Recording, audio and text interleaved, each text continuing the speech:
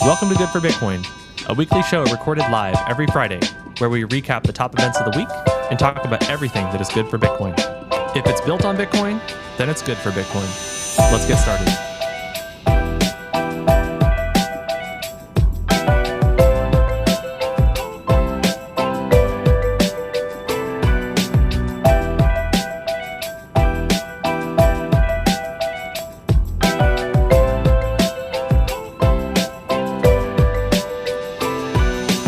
Content shared on this podcast is for informational and entertainment purposes only. It does not constitute financial, investment, or legal advice. The views and opinions expressed are those of the host and guests and do not reflect the official policy or position of any other agency, organization, or company. We encourage you to conduct your own research and consult with a qualified professional before making any financial decisions.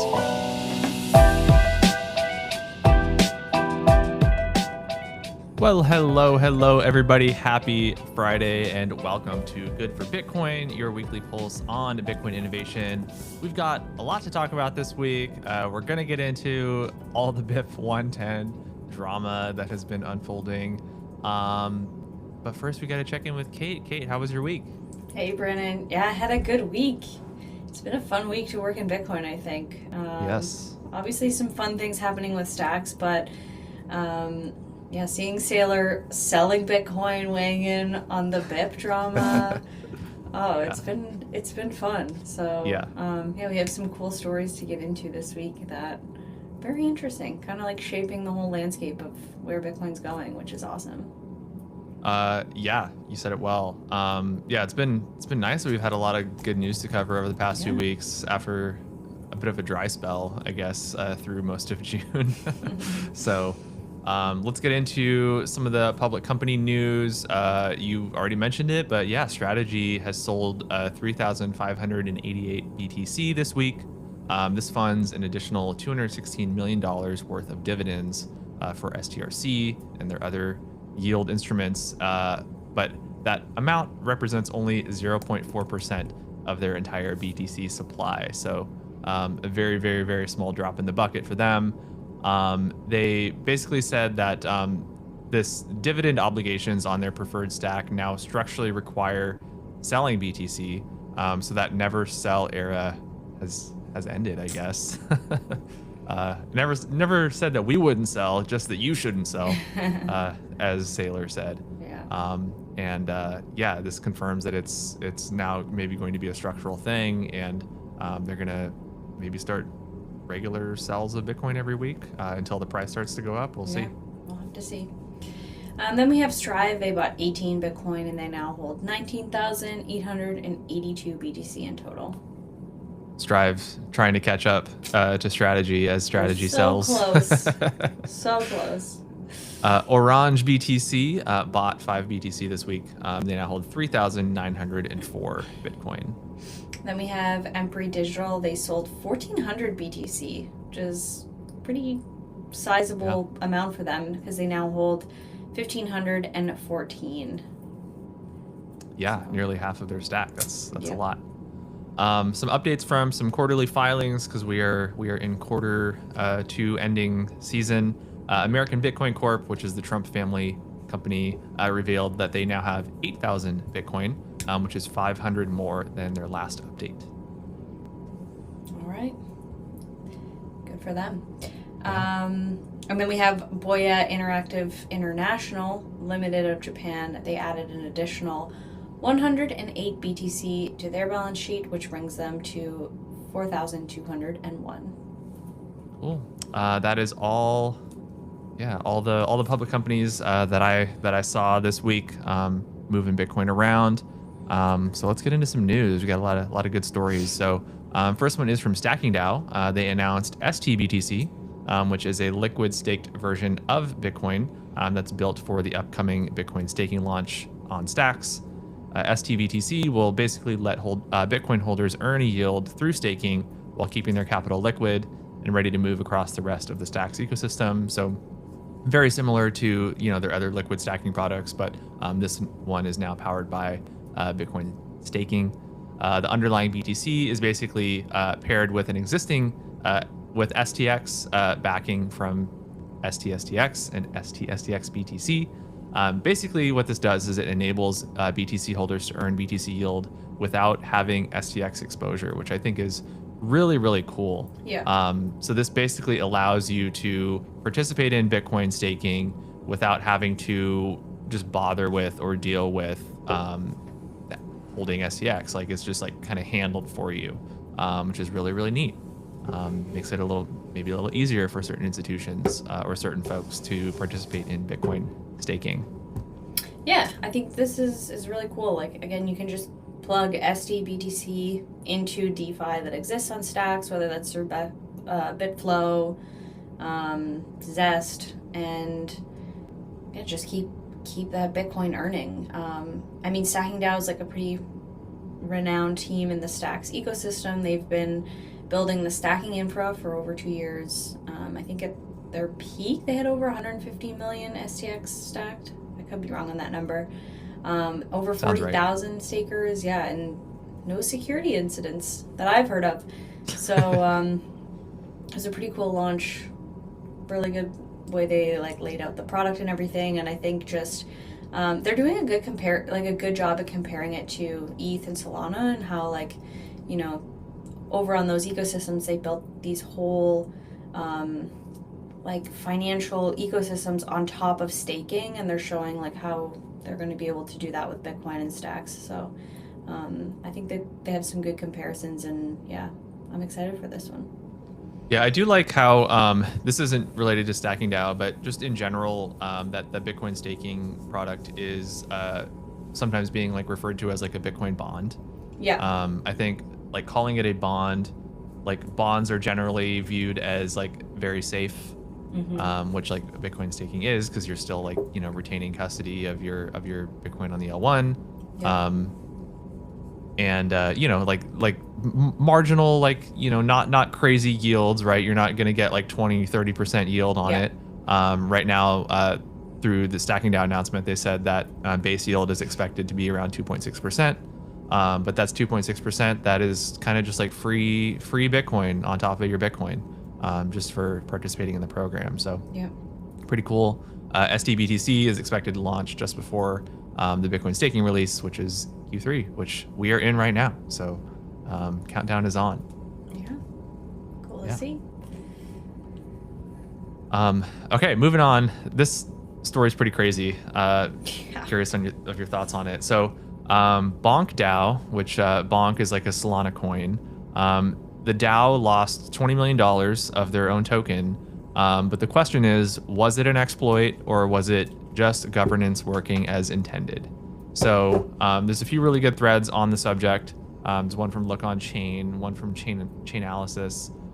Basically, the recap is this unknown person, they spent $4.4 million to steal $21.2 million from the Bonk treasury, making a net profit of $16.8 million.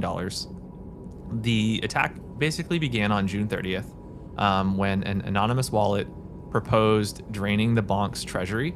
So they used the governance tools that are out there, right? They made this governance proposal. And then to pass, the proposal needed 1% of Bonk's supply voting yes. So essentially just made this kind of a bit of a Sybil attack.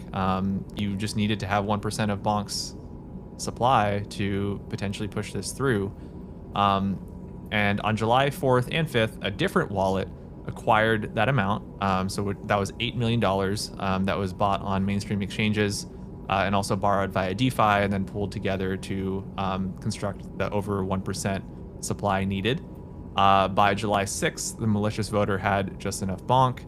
It voted pass, which triggered the $20 million treasuries draining into an exploiter wallet. And then 9 hours later, that wallet transferred $188,000 to a mainstream exchange, likely for cash out, sent the remaining $19 million to a multi-sig wallet where the funds still sit.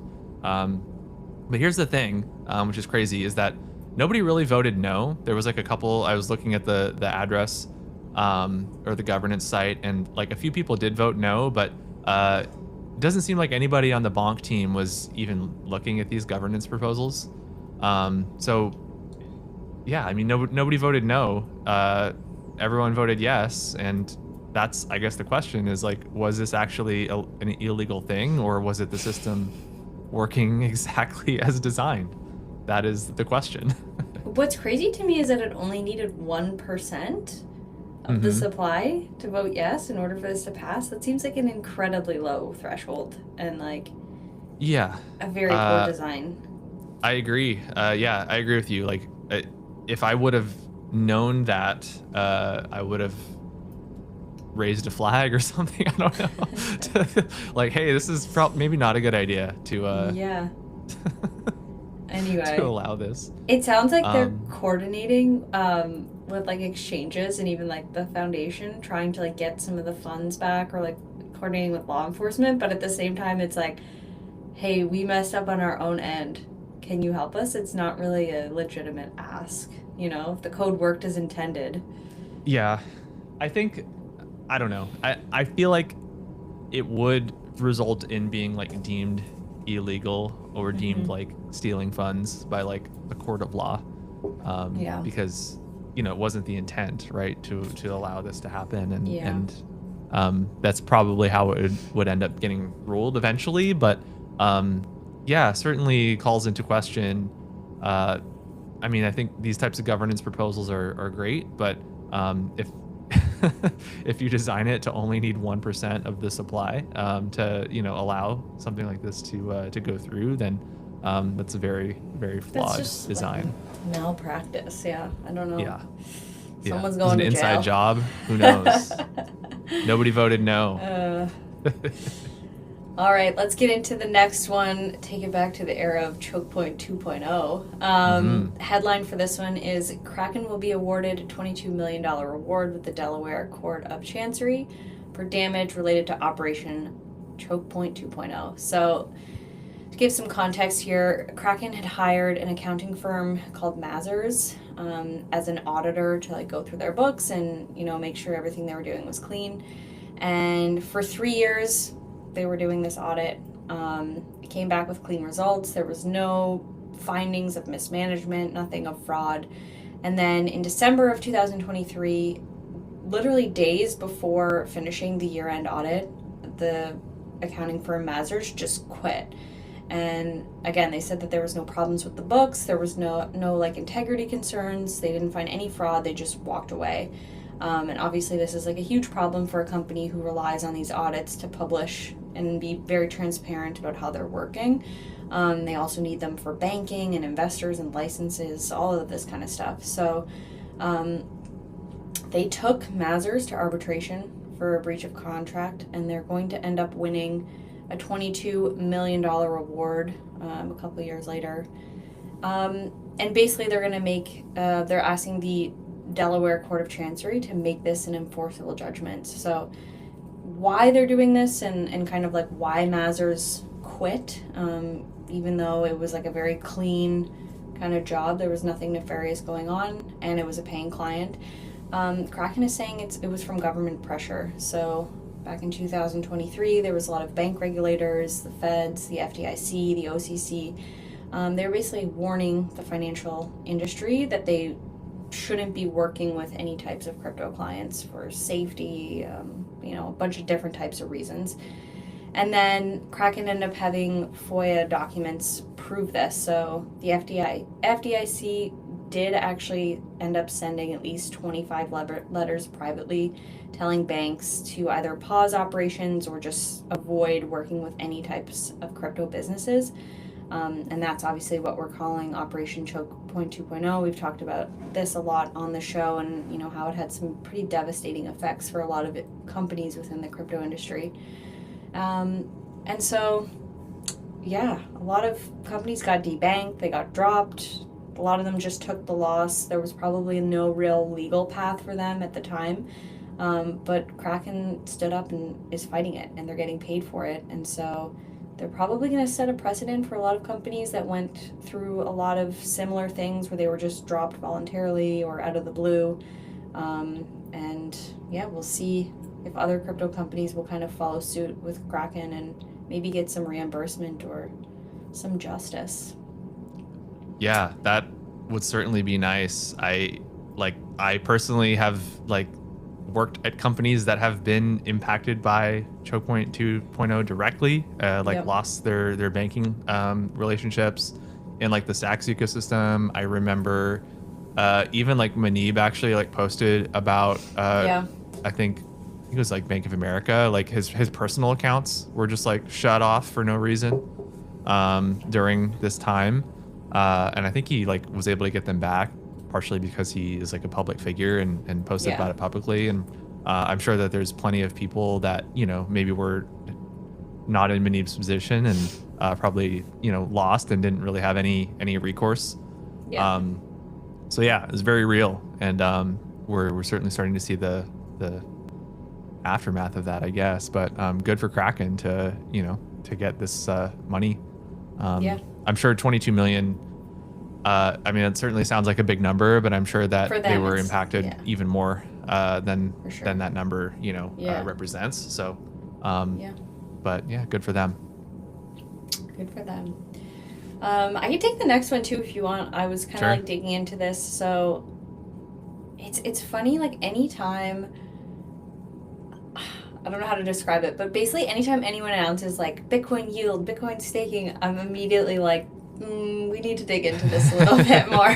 Like, sounds Yeah. good, but like what's actually happening under the hood? So for this one, Binance made an announcement. They're launching a Bitcoin yield product.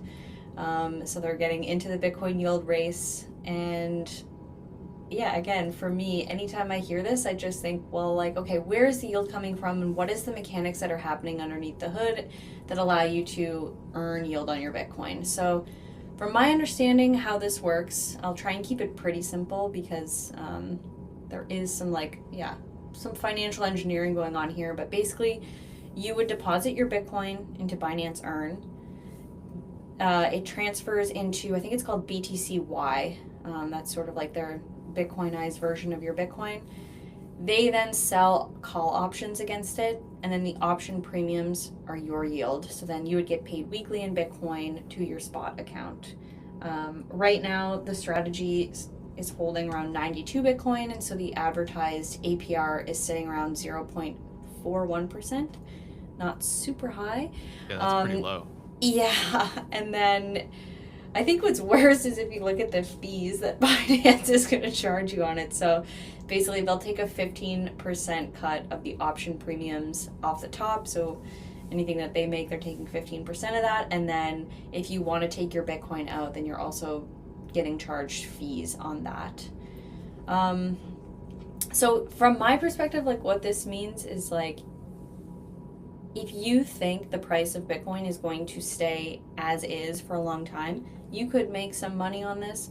But if Bitcoin's price goes up, you're kind of losing out because it's a call option. So like you basically have to pay, the agreement price set with Binance. And so if Bitcoin's price goes up, they're kind of like seeing the benefit of that. I'm not And sure. they're shaving off 15% off the top of that. Yeah. The price appreciates. So Yeah, exactly. So, I mean, for them, Yeah. it's an amazing business move. Like, they're taking all of this idle Bitcoin and, they're going to be earning a ton of fees on it. So, it's a great move for them as a business.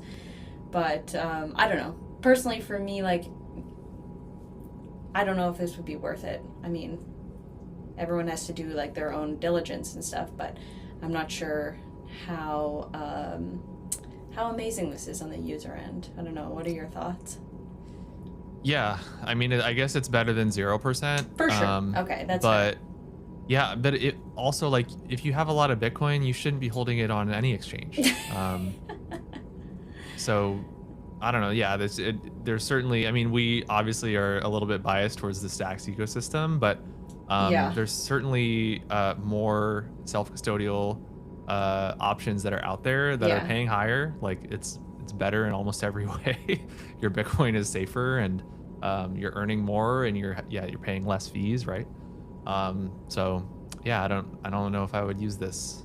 Yeah, I'm sure that Yeah. there's a customer for everything, so I'm sure this will Mhm. work for some people. But I guess like if anything, it's great marketing for like this whole Bitcoin yield, Bitcoin staking, all of this kind of new financial products coming out around Bitcoin, because Yeah. I mean, from my end, it's like, you know, these companies advertise it and then you can position stacks against it.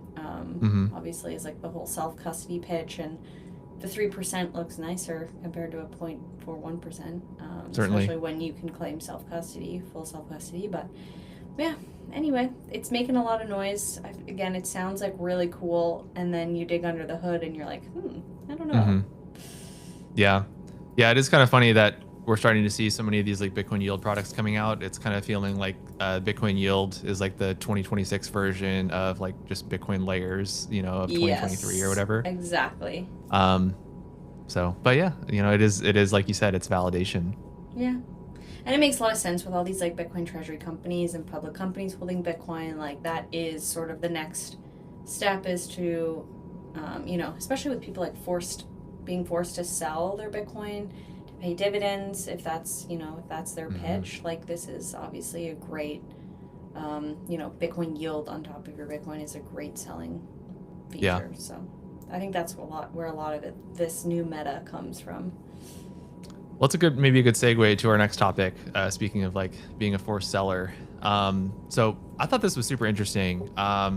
This announcement this week: Strike is unveiling volatility-proof loans, is what they're calling it.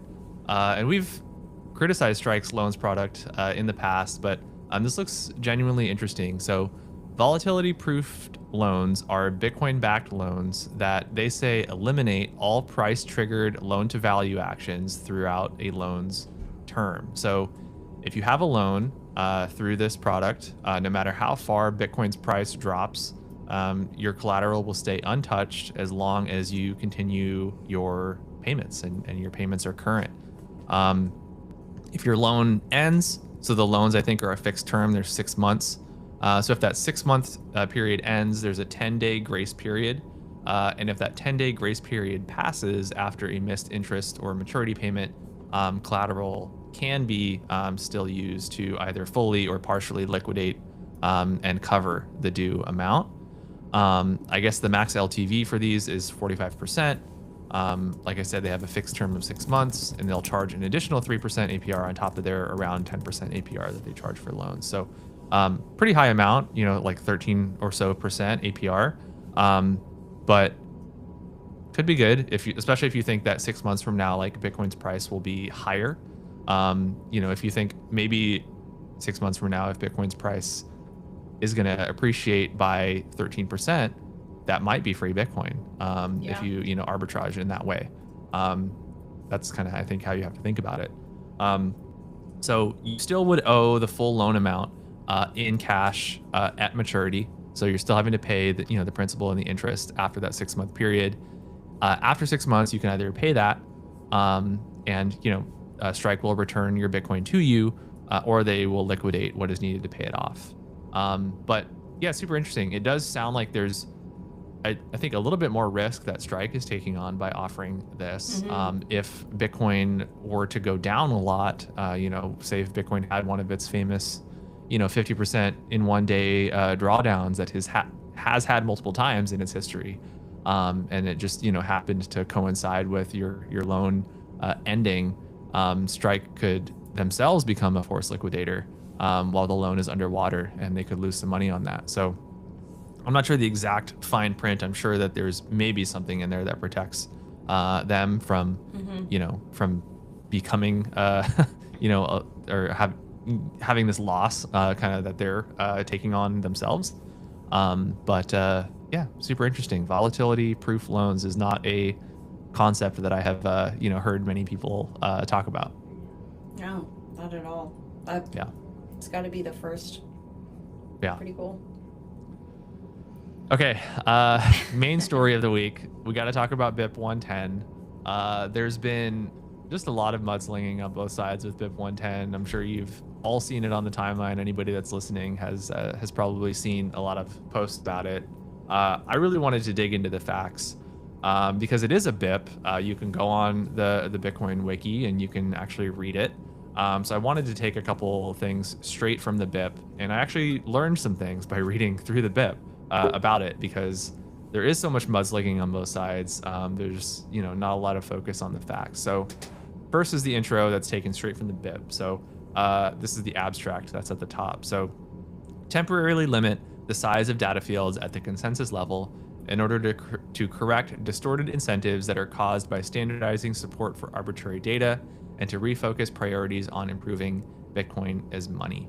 And I'm sure you probably agree with this too, but like my thought is like on the surface, like I think it's a valid desire to protect Bitcoin's use as money.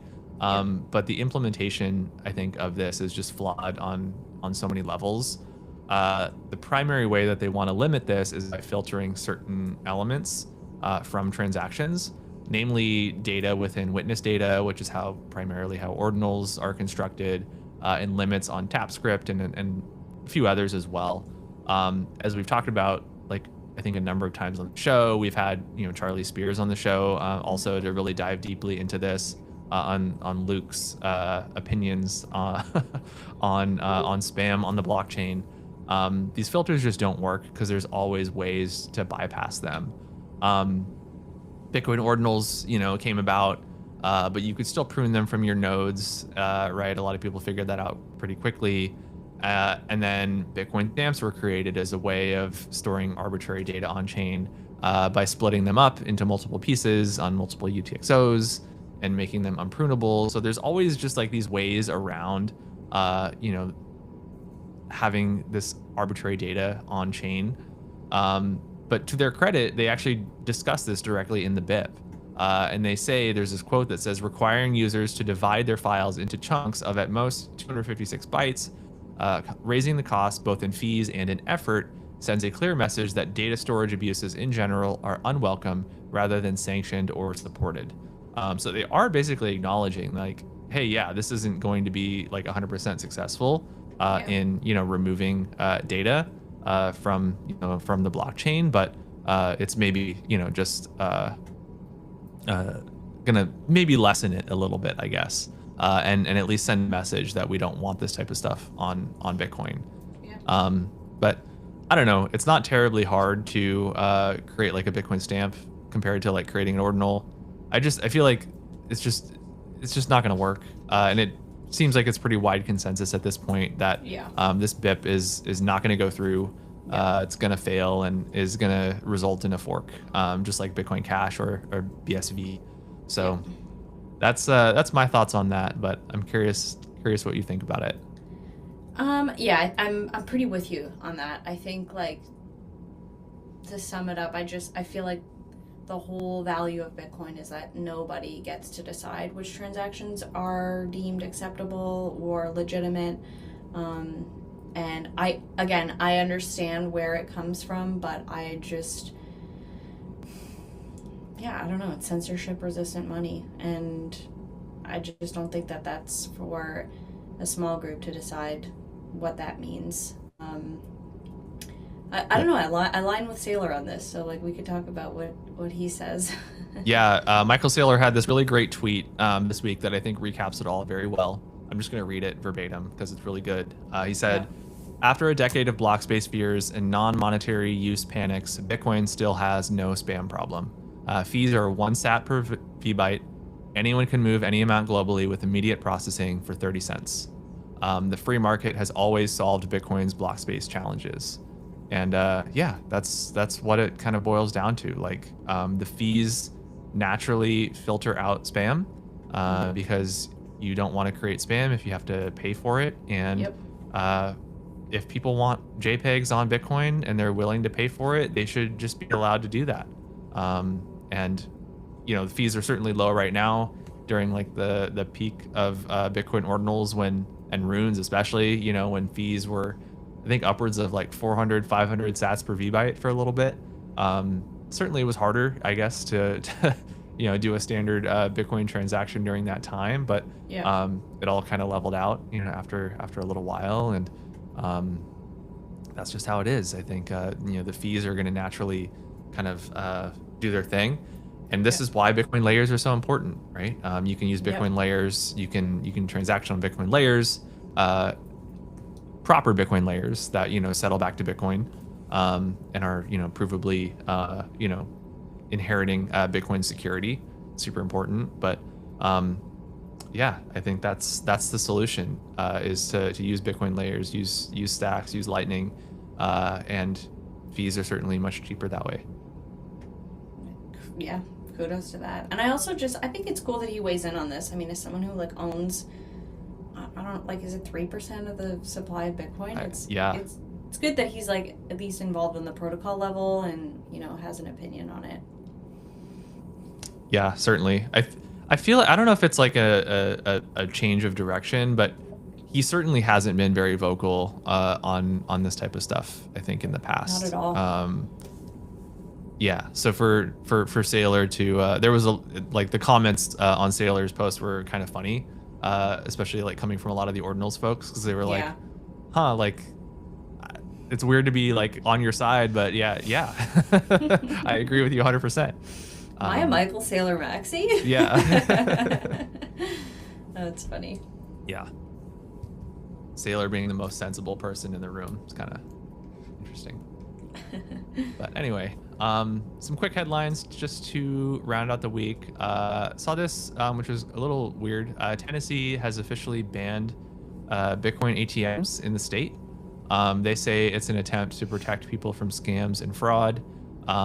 I guess there's this ongoing court case that is kind of battling this out, but a judge has approved a ban in the meantime while this is going on. So if you're in Tennessee, I mean, there's certainly much better places to buy Bitcoin than a Bitcoin ATM. Those things kind of themselves are scams because they charge crazy fees. It's so insane. Yeah, but you know, capitalism, I guess. There you go. Yeah, then we have Polymarket. They're now supporting instant Bitcoin deposits over Lightning, and this is going to be powered by Spark. That's pretty cool. That is good for Bitcoin. Pretty cool stuff. Great for Bitcoin. Circle is now a federally chartered bank. Circle has received final U.S. approval from the OCC to launch its own national trust bank, operating as Circle National Trust. This give institutions a federally regulated on-ramp to move serious money onto blockchain rails, so just easier, I guess, to get onto Circle. And their stock jumped 10% on the news this morning, so that's pretty big. Yeah, pretty cool. And then to end it, we'll take it back to the Stacks ecosystem, but SIP 44 and 45 votes are going live later today on Ballot GG. So yeah, if you're in the Stacks eco, make sure you go. Yes. I think it's live now. I think while the show has been going on, nice. It is now live. Perfect. Okay. So yeah, these are the SIPs around Bitcoin staking and Clarity 6. So if these go through, then all of these things that we've been talking about will come to fruition. So it's likely going to happen, but you never know. But I think that there's a lot of support for these changes to take place for sure. I think it's pretty safe for us to recommend a yes. On these. For sure. Yeah, go vote yes. I think you can find the links on the Stacks. I don't know if you can get it directly from Ballot GG, but you'll find them on socials. Yeah, go vote. Okay. I think that's everything for the week. Thank you everybody for tuning in. If you're tuning in live, thank you. We will see you next week. You can catch all of our episodes on goodforbitcoin.com, where we stream live every Friday at 2 p.m. Eastern. And have a good weekend, everybody. See you guys. Bye. Bye.